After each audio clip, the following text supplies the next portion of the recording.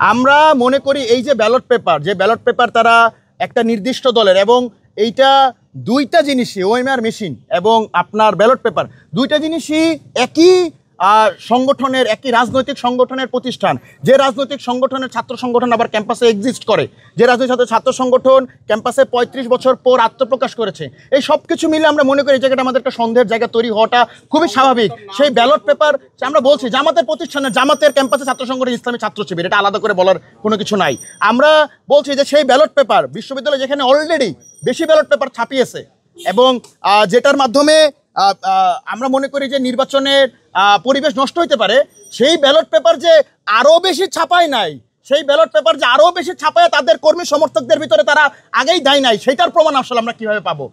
বাংলাদেশে কি আর এমন কোনো প্রতিষ্ঠান ছিল না যে প্রতিষ্ঠান থেকে ব্যালট পেপার ছাপানো যেত যার সাথে রাজনৈতিক সংশ্লিষ্টতা নাই, যার যেখান থেকে ওএমআর মেশিন আনা যেত যার সাথে রাজনৈতিক সংশ্লিষ্টতা নাই?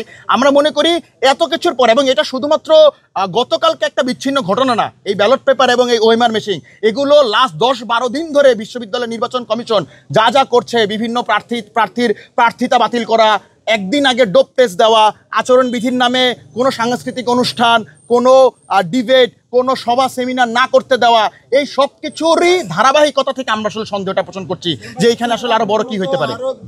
এই জাকসু ৩৩ বছর পরের জাকসু, এটা আসলে আমাদের আন্দোলনের ফসল।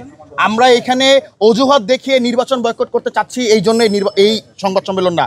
আমরা এই সংবাদ সম্মেলন মাধ্যমে কমিশনকে এখনো বার্তা দিতে চাই যে আপনারা সোজা হয়ে যান, আপনারা আগামী যে ৩-৪ ঘন্টা ভোট আছে এই ভোটটা ঠিকঠাক মতো নেন।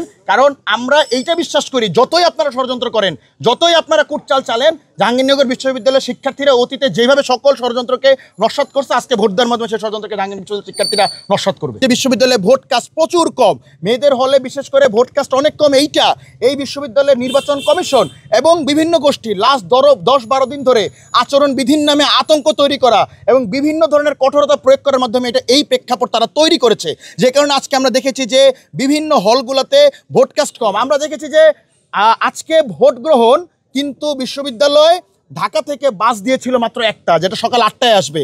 যে শিক্ষার্থীরা ৯টায়, 10টায়, 11টায়, 12টায় ভোট দিতে আসবে তাদের জন্য তারা কোনো ব্যবস্থা করে নেয়। পরবর্তীতে খুব প্রেশারে পড়ে তারা আবার 10টায় আরেকটা বাস দিয়েছে। আমরা মনে করি এই সকল আয়োজন এই কারণে যে এই নির্বাচন কমিশন এবং অনেক গোষ্ঠী চায় না যে জাহাঙ্গীরনগর বিশ্ববিদ্যালয়ের সচেতন শিক্ষার্থীরা স্বতঃস্ফূর্তভাবে ভোট দেখ, যেটার মাধ্যমে হয়তোবা তাদের ষড়যন্ত্র, সেই ষড়যন্ত্র নস্যাৎ হয়ে যেতে পারে।